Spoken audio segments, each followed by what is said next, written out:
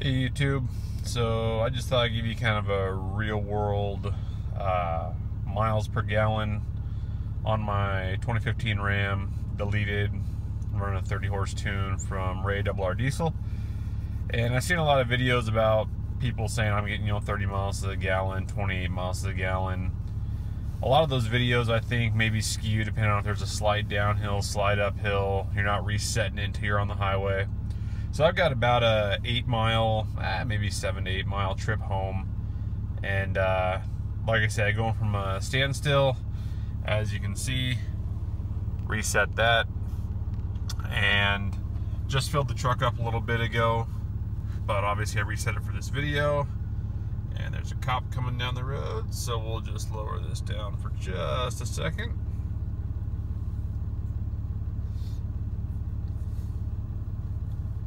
Alrighty, got a good wave, we're legal. So anyways, yeah, let's get going. I'll try to be as smooth as I can here, and you guys can get a feel for real world fuel mileage. Stop and go a little bit. The highway from here back to my house has some up and downs, has some level spots, and just kind of get a feel for what I believe is about as real as it gets. So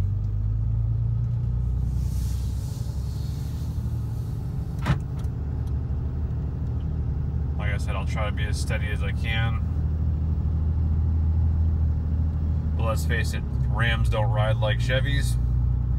They are the smoothest. We give up a little bit of that performance to get this engine in this truck.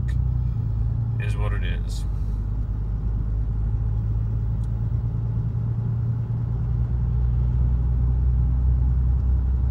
Also depends on your speed. You know, a lot of people will say they're getting 27, 28 miles a gallon at 75, 80 miles an hour. That may be the way your truck's tuned. I don't know. I have never seen that kind of fuel mileage with my cruise control set at 70. And I'll kind of give you guys a demonstration here. I usually try to base it off 60 miles an hour, maybe 65. That's typically what our stuff is. So I'll just go ahead and set it at 60. As long as traffic stays out of our way, it should be a real world comparable test.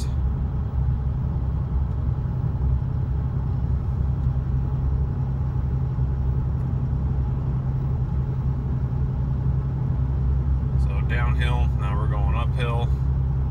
So you guys are kind of getting that mixture.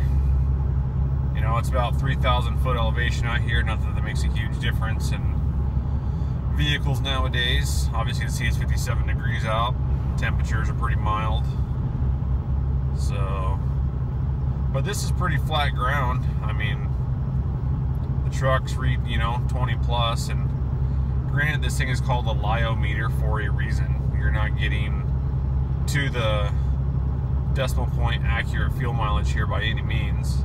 You got to calculate that out by hand, but I will say that every time I have calculated my fuel mileage based off of the lyometer here, I've been within 1, typically 1.5, so that's pretty decent. And then again, this is back and forth, up and down a little bit, slight grades, nothing big, so that's why you are seeing that fuel mileage kind of rise and fall. And let's face it, this is an 8,000 pound truck. Getting 20 plus miles to the gallon on an 8,000 pound truck, that's pretty awesome. If guys are buying 3/4 ton, 1 ton diesel trucks strictly for fuel mileage, well, that's your opinion. I think they're more designed for towing, for work, and fuel mileage is probably up on the lower end of what people really care about when they get these trucks. But again, strictly my opinion.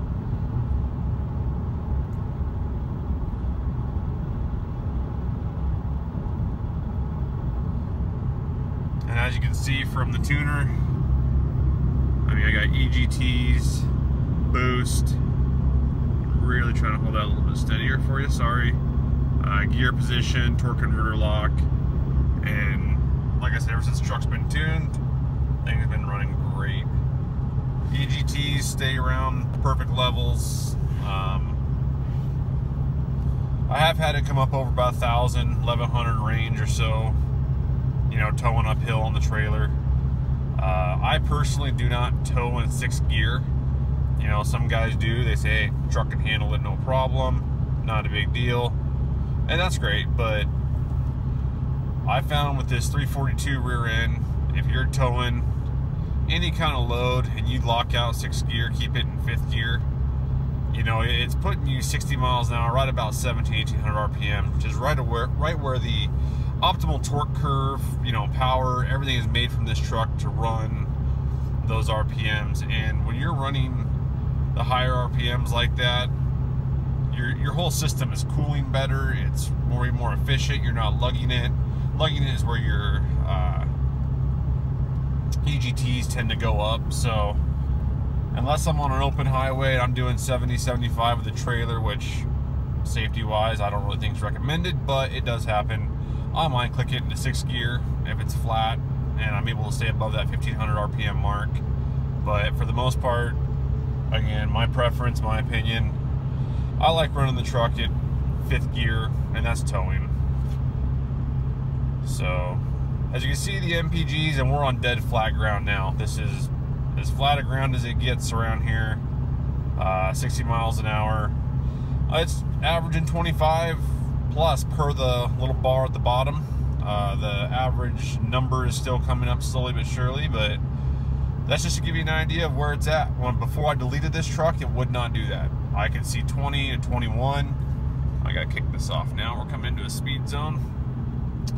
20 and 21 on the high end, and that was as good as it got stock.